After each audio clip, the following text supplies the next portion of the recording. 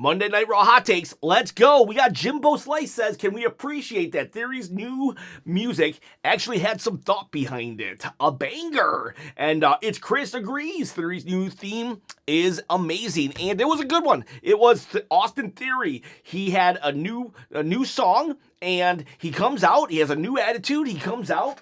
He goes like this, and then he starts talking smack. He's like, you can see it. He's pumped, right? When he's like, he's doing that. But then there was something missing, because the moment he turns around and he starts walking down the ramp, it's like, I don't know, he just kind of goes deadpan again. And I don't know if we need pyro. Pyro always helps, but there's just something. His song is good, right? I love that it's not your typical Def Rebel generic crap, but I just don't know if Austin Theory, what the problem is.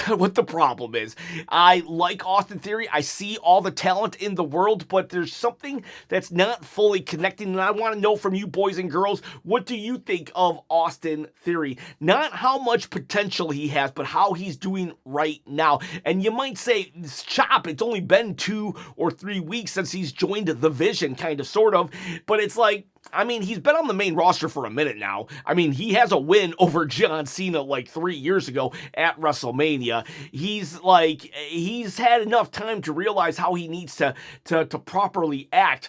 Plus, I've seen him do really good stuff. When he was that heel taking selfies of himself, that was a really good Austin Theory. And even with A-Town Down Under, he really was able to get his personality across with Grayson Waller, to the point that the fans were saying, we want him as a babyface. But this Austin Theory, he just kind of stands there. Like, he does what he's supposed to do, and then once that's done, he just stands deadpan and looks at the camera. He did it when he first revealed himself. He pulls off the mask, it's a big reveal, and then literally, he just stood there. Today or yesterday or whenever you're watching this, Monday Night Raw, he's in the room with all of Vision, and it's like, hey, I got your back. Hey, I got your back. Hey, I got your back. No personality, really. He gets the microphone. He says, I've got a lot to say. And then he gets one thing out, and that's all they give him to say. He's like, he does this, like I said, right? He turns around, walks, and there's nothing else. I need to see more personality from him. He's been on the roster long enough that he does know better, and I'm a big Austin Theory fan. Sometimes people think that when I criticize someone that I hate them, or I'm not giving them a chance or anything, and I don't want you to think that. I actually think he can do better. And I'm not just thinking he can do better, I've seen him do better. Like, flat out, I've seen him do better, and maybe he shouldn't be in the Vision. Because, like, it's really, he's not leaning into who he is, it seems to me. I think he's kind of a goofball. And there's another YouTuber that I watch, his name is Simon Miller, and so I'm kind of playing off of his words, because when he said this, I was like, yeah, he's right. Austin Theory is he's more naturally, not necessarily a babyface, but I think he could be a really good babyface, but he's more like, he's not comedic, he's not total comedy, right, like an R-Truth, but he does have comedic element and timing that he really plays well off of, and for him to go very stoic and just try to be this mean guy or whatever, that it's honestly, I'm not connecting with Austin Theory when he's supposed to, like, the moment he's done doing whatever task he's supposed to do, he just goes deadpan. And I just don't understand. Am I wrong here? Like, please tell me below. And again, I'm not saying that he doesn't have all the tools. He does. This guy could definitely be a superstar. But let's not forget, The Rock at one point, he had all the tools. The Rock always had all the tools, but when he first debuted, he was in the wrong character. They weren't playing up to his strengths, and then he could never really fully match his potential until he came back, and then he found his Rock persona. Rocky Maivia was never going to do it for The Rock, and Austin Theory in the Vision, I don't know. I'm not seeing it. I am not seeing it, but to be fair, The vision as a whole doesn't really do it for me. I don't know what it is. I said this on my one take, one shot yesterday. I like and love each individual person. Paul Heyman, the best manager of all time, in my opinion. Bronson Reed, love that dude. When he tsunami'd Seth Rollins like 800 times, that was like amazing and crazy. I got him as my breakout star of 2024. Bron Breakker, I have videos saying make him champion right this second. Logan Paul, I didn't like Logan Paul when he first came to into WWE. But, like, I have since changed my tune and was like, you know what? He is a valid member of the WWE roster. So it's not that I just hate these guys, but when they all get together, their chemistry, it's just like, it's just not clicking for me. And it's not because Seth Rollins got injured and so they had to, like, break up the group or change plans, because even when Seth Rollins was around, it wasn't, like, really doing it for me. My favorite Vision storylines so far have been when Seth Rollins and Becky Lynch split off and had a feud with AJ and CM Punk. Or when Bronson Reed, almost by himself, with a little bit of help from Bron Breakker, took the shoes from Roman. My favorite Vision storylines don't really have anything to do with the Vision as a unit, but individually. So, I don't know. Austin Theory, I love that guy. I really do. But I'm not connecting. Great theme song, but I don't know. What do you think? Tell me in the comments below. Let's do some more hot takes. And it's still young. He can do it, but I don't know. That's what I'm missing. I need personality. Same thing goes with Stephanie Fakir. People like, how can you not like Stephanie Fakir? I do like Stephanie Fakir, but I'm not seeing any personality that goes along with wrestling. Hey, you know what? Mr. Perfect, Kurt Hennig, or Kurt Angle, they were great wrestlers. No matter what, they were great wrestlers. But you know what? There have been so many great wrestlers. It's when they become a character, when they get personality, when they get on the mic, when they show their true self amped up by 100 degrees. That's when I'm like, yes, that's an all-time character. Daniel Bryan came into WWE and he was a great wrestler, but it wasn't until he started we got with Kane and they had anger management. Yes, no. And that's when I turned my head and was like, ooh, Daniel Bryan, this guy's awesome. And then his personality won me over, but then his wrestling ability, that then elevated him to like one of my all-time favorites. And that's what I need from Stephanie Fakir, from Austin Theory. Okay, you've got the in-ring work done. Now let's see what else we can do. I know people are going to hate me for that because they'll be like, she's trying to learn English, Chop. I love that. I love that she's trying to better herself, and that's great. There's no part of me saying we should fire Stephanie Fakir. There's no part of me saying we should not push Austin Theory. All I'm saying is these guys and gals need to really try to step up their game in the personality department on screen. Look at Chelsea Green. Even when the camera is not on Chelsea Green, she's playing up a character, and I think we all love Chelsea for that. Well, I know I do. All right, let's now that I've made everybody mad, let's do some more hot takes. Alfonso Passion says, tell me why I don't hate the Usos won. I actually was glad they did, with them holding those different types of belts and acting more heelish. I'm okay with them winning. I can see why people would be iffy on the fence about it, but I'm okay with them winning. I don't want to drag out this Jey Uso, maybe he's going to turn, maybe he's not going to turn thing for too much longer, though. If they lose the title and he doesn't turn at that moment, then I'll be like, okay, I'm done with it, but we shall see. My thing is this, though. I'm interested. At first, I thought it was going to be a heel turn. They lose, Jey Uso turns heel because he loses everything, right? And he just crashes out. But then Jimmy started turning heel. And then I started getting a little interested and put on my conspiracy hat. And I'm like, you know what? The Usos are kind of starting to turn heelish. They win the tag titles. I hear Roman Reigns isn't so bound for Hollywood as we once thought.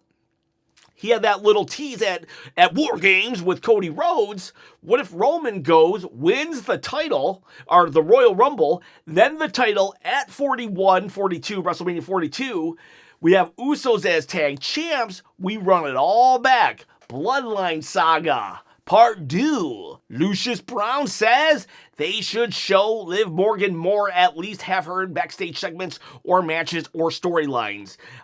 Yeah, I want to see more Liv Morgan. I want to see more backstage segments, period. More storylines, period. If I just see Liv Morgan in a match, I will feel that they are not using her to the best of her ability. She's an awesome character, awesome on the mic, so much charisma. I want to see more Liv Morgan backstage, storylines, all that good stuff, but I want to see that for everyone. That's basically what I was saying about Austin Theory. I want to see more of not just matches. Kylie sorry, I pronounced your name. I felt it was time to get the tag belts off of AJ Styles and Dragon Lee, since Styles will probably be starting his retirement run. I'm not a big fan of the Usos doing it tonight. They announced their return to the tag division, get an automatic shot, and win the belts. I agree with you, actually. I don't mind the Usos getting it, but I would have just loved if maybe the New Day could have won the titles, and then we could have done a real, actual program, a couple-week program between the New Day and the Usos. They had huge feud back and forth in the 2010s. I don't think it would have been that big of a deal if the Usos won the tag belts at Royal Rumble, or even the Saturday night's main event before the Rumble. The New Day could have won right here, and then we could have had a 3-week program with the Usos. But no, we had to make the New Day look like chumps as usual last week. Usos doing it, don't mind them winning it. I just feel we could have actually got storylines out of this, but no, we got a good match, but we should have got stories. Daniel Kinzer says, I actually liked the show. It was good. Austin Theory segment sucked though. I have a lot to say, and then says nothing. Yeah, he had a lot to say, and said one thing. So it was kind of weird that happened. Plus, that whole segment just dragged on. There was awkward silences, even when Punk was out there. Some people loved it though. Some people absolutely loved that segment. I don't know why I didn't. I mean, I didn't hate it. What did I give Raw last night? I think I gave it a 6 out of 10. I did not hate Raw yesterday, but I did not absolutely love it. And it's just, I don't know, there's just like not a lot going on. Not a lot going on. And some people will justify that by saying, oh, well, it's December, nothing ever happens in December. My counterpoint is, if they're going to literally say nothing happens in December, then just take December off. Just take December off then. If we're not going to write good TV, like, I don't think December justifies bad TV or boring TV or nothing happening TV. So I don't know. Next week we get Punk versus Bron Breakker. Hopefully that's a banger. Charles Yancey says, why did we need R-Truth to be jobbed out by Gunther tonight? I actually think that makes sense. Like, it makes sense that R-Truth would try to stick up for his childhood hero. So I'm like okay with that, and I definitely think Gunther should be beating R-Truth. R-Truth is kind of really low on the totem pole. He's one rung above Otis and Tozawa, honestly. I wish they had done more with them a couple of months ago. You know, when we had Ron Killings, we could have done something with them, but as it stands right this second, no, it's okay for R-Truth to lose to Gunther based on Gunther's positioning. But, like, they dropped the ball with him, like, last July. Charles also says, I'm happy Stephanie Fakir won, but will Raquel ever hold gold like people want her to? I am people. I want Raquel. Holding that gold. I'm trying to will into existence Raquel versus Liv Morgan at WrestleMania. Tiz Mickey says, okay, I was right. Theory was much better in week 2, and I love the new entrance and theme. Yes, definitely better week 2. I know I probably came across like a hater in the beginning. He's doing better. I'm hoping now that he's directly under the learning tree of Paul Heyman, that Paul will see it. Paul will focus in on Theory's weaknesses and help him along. So I'm really hoping that all my criticisms will be for naught. And then second, don't get me wrong, I love the Usos won, and I think they're a good choice to defeat AJ Lee. But I rolled my eyes hard when Jay kicked out of the Styles Clash. Yeah, yeah, I agree. Like, it's a tag match. Could we not have just had Jimmy break it up? That's simple. We didn't need to kick out of the Style Clash, especially because we're going into AJ's final year. Let's protect finishes. I agree with you, Tiz Mickey, on that. Kawash says, Team 3D is the greatest tag team of all time. 23 World Tag Team Champions. I don't know why the WWE is gassing the Usos with 9. Does the New Day not have over 10 title victories? Yeah, the New Day, I think they're at 13 or 14. I can't remember. But in my opinion, I agree with the Dudleys being the greatest tag team of all time. But that said, I can understand why people would put the Legion of Doom Road Warriors as the best. They're just not to me. Just Call Me says the WWE is genius for what they did with the Usos. I look at it from a few perspectives. Most of us would agree Jimmy is the superior wrestler compared to Jay, but Jay is the WWE cash cow. It's a win-win situation on all fronts to have them together. Yep, that's a true statement. Number 2, I believe the next title reign is more of a thank you to Jimmy for essentially being all over the place storyline-wise with Jay pursued singles titles. That's a valid statement too. Jimmy would jump in and take the beat down from Gunther to make the Jay Gunther feud relevant. He would help Roman Reigns all the time. Heck, he would go and help LA Knight even. So, okay, yeah, that's fair statement. And then 3, safe to say, at some point, the Vision will be coming after that gold. And I agree with number 3 as well. I think the Logan Paul Austin Theory pairing is probably setting up the Usos. And then we get a crash out from Jay. So, just call me. All 3 of your points, I agree with. Brian Souza says, here's a hot take because I know everyone hates Jay Uso's booking, myself included, but I think Jay is good enough if they let him be more than just a merch that walks and talks. I agree with you. He can do more. It's just he gets pigeonholed to that role. Or maybe he doesn't know how to be the right-hand man when he has to be someone just selling t-shirts. Usos shouldn't have won, says Triple HHHH.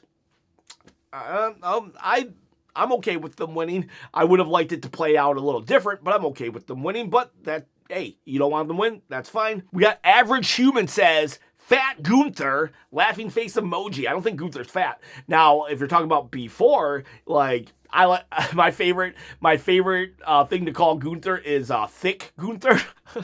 That's from his Walter days. I like Thick Gunther. That's my favorite. Goat Buggy says, I think I know why you don't like the Vision. So I said this on my hot take, or my one take last night. I just don't connect, and I said it today even. Why, Goat Buggy? Why don't I like the Vision? You don't like the Vision because they are not a team. They just switched the leader's role, and it sucks.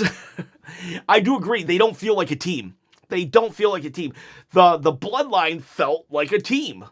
The Evolution felt like a team. Heck, the Right to Censor felt like a team. But these guys feel like individuals. They were like the dream team. Basketball's fake, I get it, but back in the 90s, we had all these guys like Michael Jordan and I don't know, other basketball players, right? But everybody was just like, everybody was just so freaking good. Everybody was just so freaking good individually. And then when you put them on a team, the team lost. And it was like, how did the Americans lose when they obviously had all the better players? Because nobody knew how to be a team.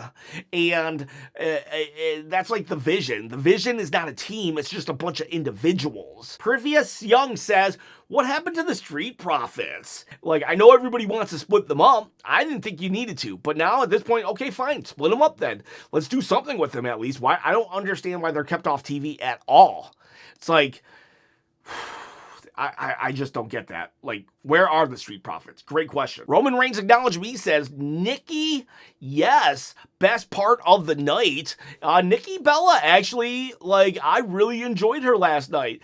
My favorite Nikki moment was when she was doing the STFU, and everybody started saying, thank you, Cena, and she's like, no, thank me. I really hope Nikki leans into the ex-girlfriend role of John Cena. That's so funny.